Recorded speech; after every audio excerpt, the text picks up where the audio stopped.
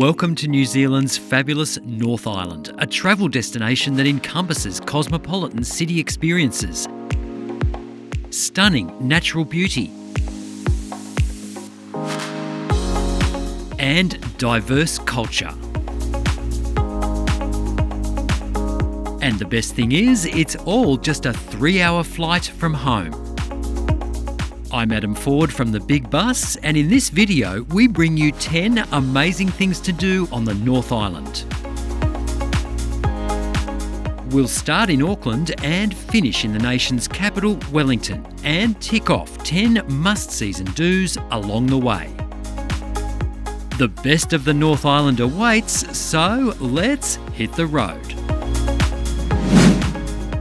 If you're flying into or out of Auckland, you'll want to spend a couple of days exploring New Zealand's biggest city.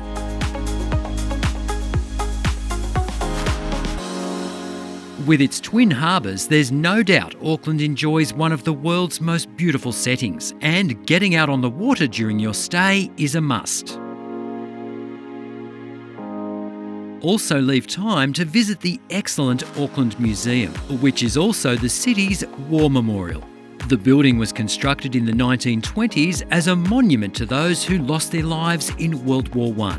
Today, it shares the story of New Zealand as a modern nation.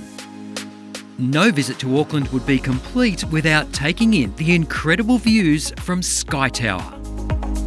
This is the tallest structure in the Southern Hemisphere, and from the observation deck you can really appreciate Auckland's magnificent harbour setting.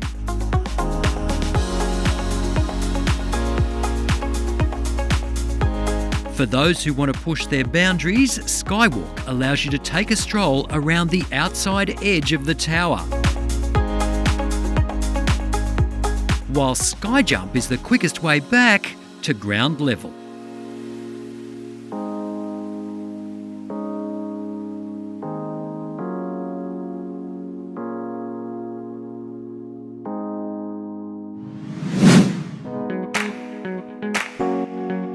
Our next stop is the stunning Bay of Islands in the Northland region of the North Island. There's only one way to see the best of the bay, and that's by boat.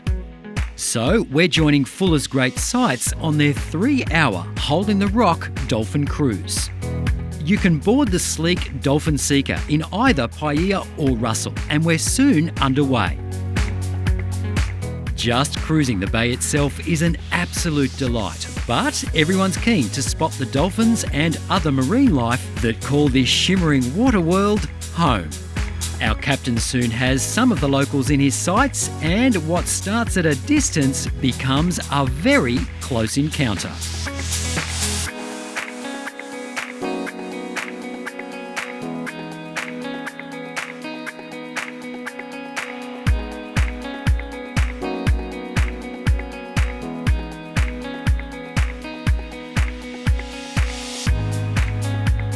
We journey on to the end of the Cape Breton Peninsula and towards the famous Hole in the Rock. Now, if the conditions are right on the day, you may get to cruise right through the Sea Cave Tunnel.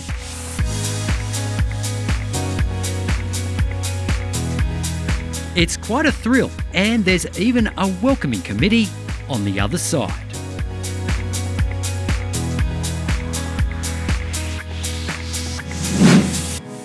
The Bay of Islands is also home to one of the country's most significant heritage sites, the Waitangi Treaty Grounds.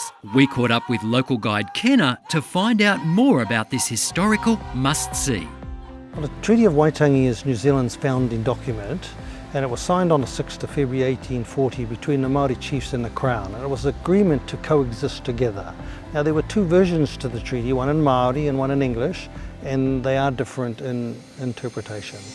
And that results in some great debates, controversy, land claims, court action, and even divorce. But it also results in the harmonies and a coming together. So the treaty is where we as a nation began as we are today, our founding document.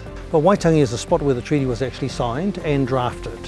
And the significant buildings there, the treaty house where the words were actually drafted inside, and outside where the flagstaff is where the treaty was actually signed. And then we had the Māori carved house, which was built for the 100-year celebration of the treaty. It was opened on the 6th of February 1940, 100 years to the day that the treaty was signed, signifying the partners to the treaty, the European and Māori partners at Waitangi. Well, that war canoe, Ngā Tokimata Whaurua is its name, and it was built in 1940 also to celebrate the 100-year celebration of the treaty. It's the largest war canoe in the world, and those canoes tell our stories. They are for ceremony now, but they carry great significance for us because they tell from the creation of the world right through all of our genealogies, right through to the present, and it carries our story of the past forward into the future for us. If you want to see more of the Northland region, a day tour from the Bay of Islands on the Dune Rider is a top option. This epic adventure includes transport in a purpose-built off-road vehicle and full commentary from your local guide along the way. One of the highlights of the day is a drive along the sweeping west coast expanse of 90 Mile Beach.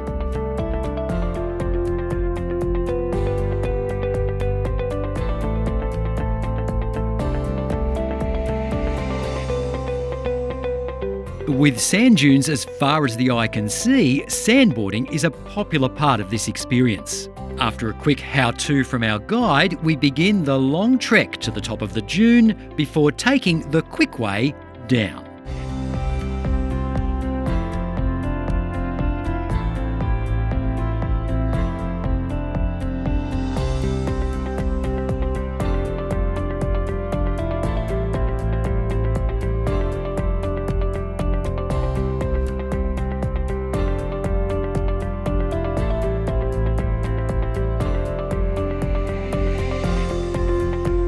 Our final destination for the day is Cape Reinga. Now, this is not the northernmost tip of New Zealand, as is often thought, but it is the spot where the Tasman Sea officially meets the mighty Pacific Ocean, and the views are epic.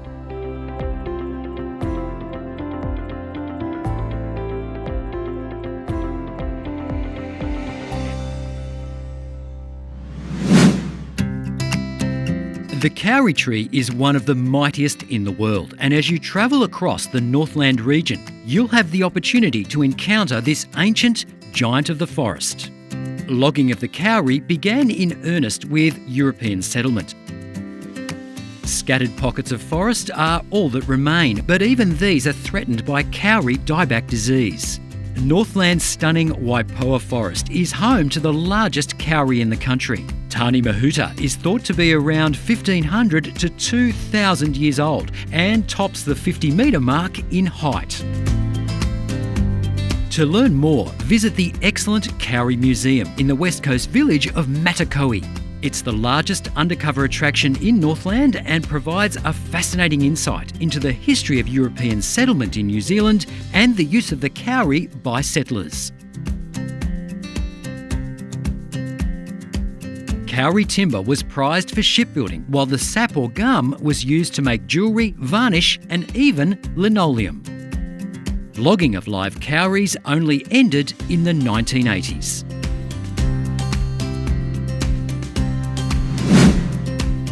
Heading south towards Rotorua, drop by the Hobbiton movie set, which was built for the filming of the Lord of the Rings and the Hobbit film trilogies. It's one of New Zealand's most visited tourist attractions and occupies a working sheep station. Enjoy a guided stroll through the village of Hobbiton in the Shire in Middle-earth, which also happens to be one of the North Island's loveliest rural areas.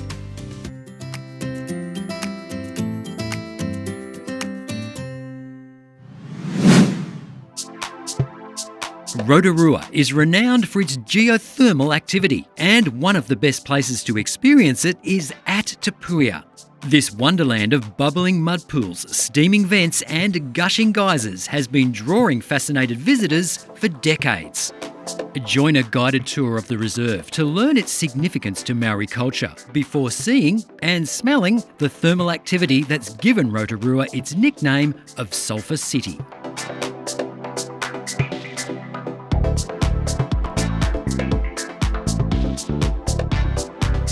Te Puia literally means geyser or hot spring, and there are more than 500 active geothermal features across the 70-hectare site. Te Puia also offers a range of optional Maori cultural experiences. Mangopare, Mangopai, Papotahi, Huanui, Paudua, Pautoru. And houses the New Zealand Maori Arts and Crafts Institute, which encompasses the national schools of weaving and carving. Watch craftsmen at work on their amazing designs.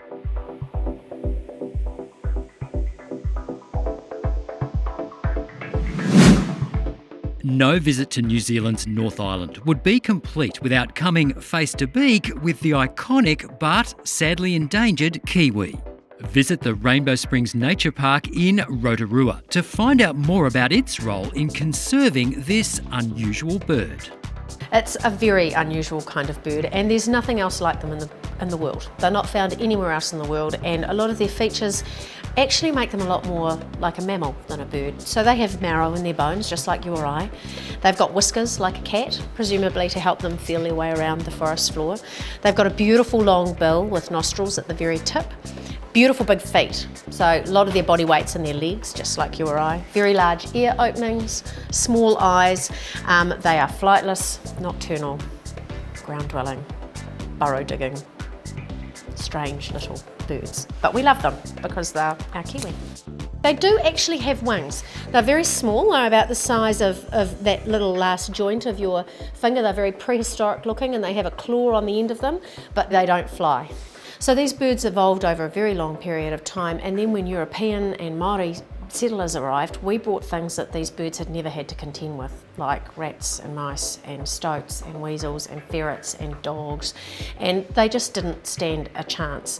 They think that in the wild, without this program running, their population would halve every 10 years and that the birds would become extinct within our lifetime. What we do is we monitor birds in the wild, and it's the male birds that do the incubation of the eggs, and we actually take those eggs away from the males and complete the incubation artificially, hatch and raise the birds in a protected environment, and then we release them back into the wild. In the wild, their survival rate is only 5%.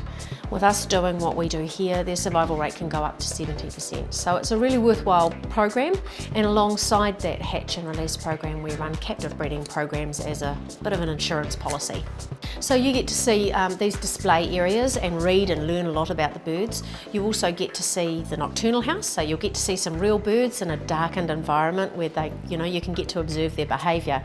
You can also come back again at night and see the birds without glass.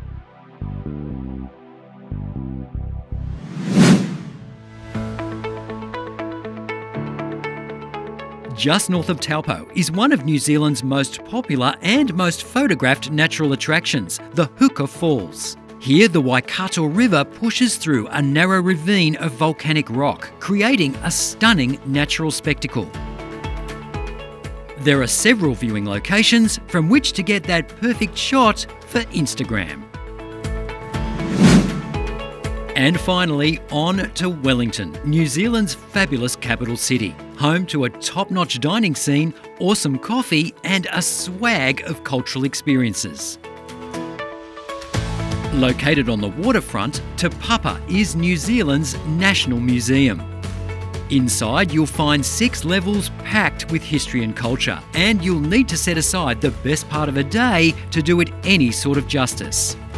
Don't miss the excellent Treaty of Waitangi exhibition.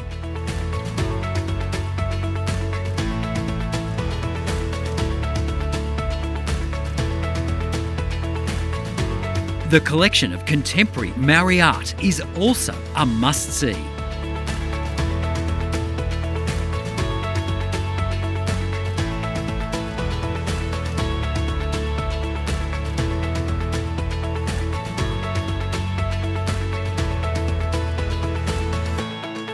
For more ideas for amazing things to see and do on the North Island, just visit our website.